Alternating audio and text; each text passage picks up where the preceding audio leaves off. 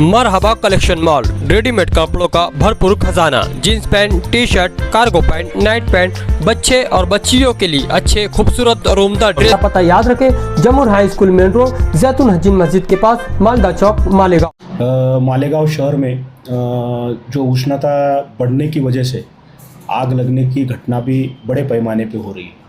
उसमें Malegaon fire brigade अपने तौर पर पूरी तरह अंजाम दे रही है, लेकिन विशेषकर नागरिकों ने भी क्या विशेष केयर करना चाहिए उसके बारे में मैं बोलना चाहता हूँ। सबसे पहले तो अपने घर का जो एसी है, एयर कंडीशनर, उससे बहुत बड़े पैमाने पे आग लगने की शक्यता रहती है।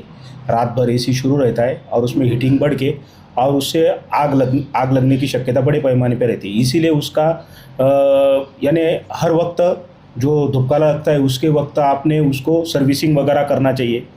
दूसरी बात जो है, अपने घर में जो इलेक्ट्रिक वायरिंग रहती है तो उसके ओवरलोड होने से भी बड़े पैमाने पे फायर होता है।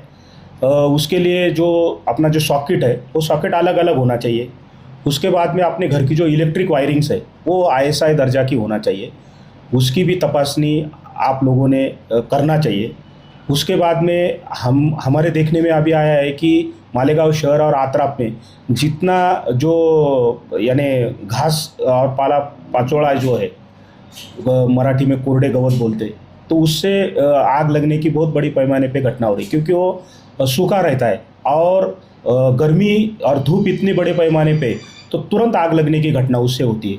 और उससे आग लगने से कुछ झुपड़पट्टी में भी आग फैलती है या आसपास के एरिया में भी आग फैलती है। तो वो जो कचरा है या सूखा घास है उसको अपने घर के पास से या अपने प्लॉट के पास से वो अलग करना चाहिए।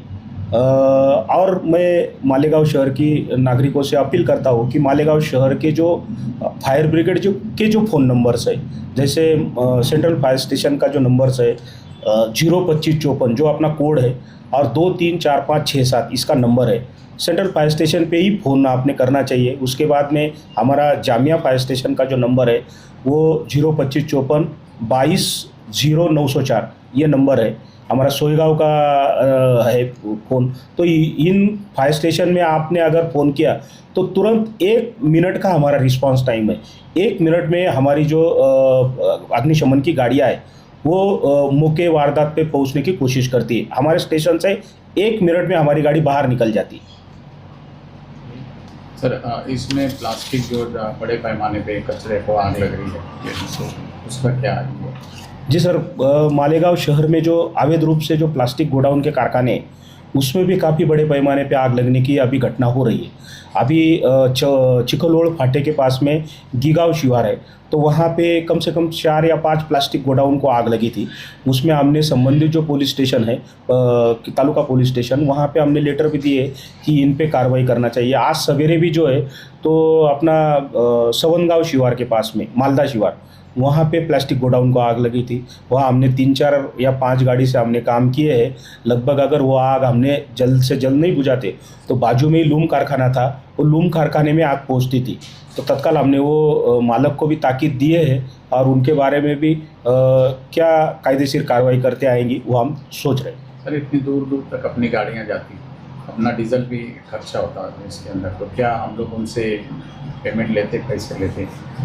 जी सर, अभी क्या है कि महाराष्ट्र आग प्रतिबंधक जीव संरक्षक उपाय योजना 2009 और के मुताबिक अगर हम हद्दी में हैं तो हद्दी में हमने हर हाउस टैक्स को 2% हाउस टैक्स में ही उसको इजाफा किए, फायर टैक्स बोल के। और अगर हद के बाहर हमारी गाड़ी जाती है तो उसके हमारे माननीय महासभा के ठराव के मुताबिक पहले घंटे को 4000 और प्रति उसके साथ में जो जितना घंटा बढ़ेगा उसको 1500, साथ में GST लगा के उसका फी या पैसे वसूल किए जाते हैं।